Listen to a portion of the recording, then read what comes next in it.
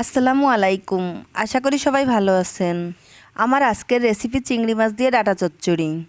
এই রেসিপিটা হয়তোবা অনেকেই আপনারা পারেন, তারপরও আমি আমার মতো করে আপনাদের তৈরি করে দেখাচ্ছি। আশা করছি রেসিপিটি আপনাদের ভালো লাগবে। তাহলে চলুন রেসিপিটি শুরু করা যাক। প্রথমে আমি একটা প্যানে 3 টেবিল চামচ সরিষার তেল দিয়ে দিচ্ছি। তারপর দিয়ে দিচ্ছি 3টা পেঁয়াজ কুচি। পেঁয়াজগুলোকে তেলের সঙ্গে নেড়েচেড়ে কিছুক্ষণের জন্য ভেজে নিব। পেঁয়াজ ভাজতে ভাজতে যখন হালকা নরম হয়ে যাবে তখন আমি দিয়ে দিব 1/2 চা চামচ রসুন বাটা, 1/2 চা চামচ জিরা বাটা। এখন সব কিছু নেড়েচেড়ে মিশিয়ে কিছুক্ষণের জন্য ভেজে নিব।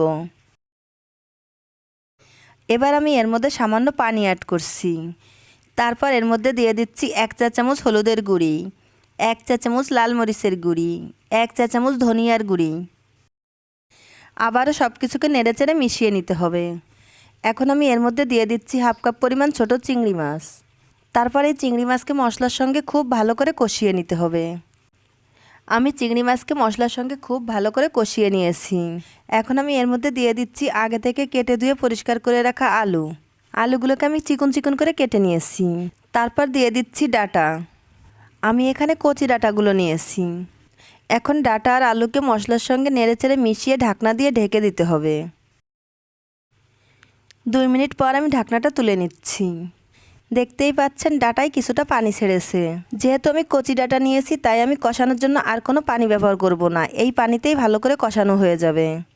চুলার আঁচকে মিডিয়ামে রেখে ঢাকনা দিয়ে ঢেকে সিদ্ধ হওয়া পর্যন্ত আমি অপেক্ষা করব। 5 মিনিট পর ফিরে এলাম। আমি ডাটা আলুকে ভালো করে কষিয়ে নিয়েছি। এখন আমি এর মধ্যে 1/2 কাপ পরিমাণ পানি অ্যাড করছি। তারপর আবারও নেড়েচেড়ে ঢাকনা দিয়ে ঢেকে বলক আসা পর্যন্ত অপেক্ষা করব।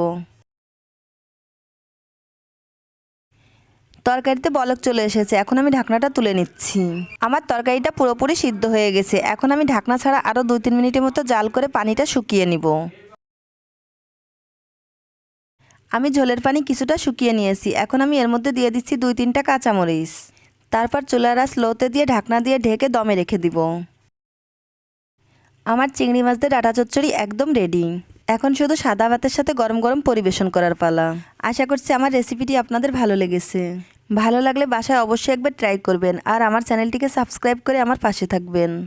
আজ বিদায় নিচ্ছি। সবাই খুব ভালো থাকবেন। আমার এবং আমার ফ্যামিলির জন্য দোয়া করবেন। আল্লাহ হাফেজ।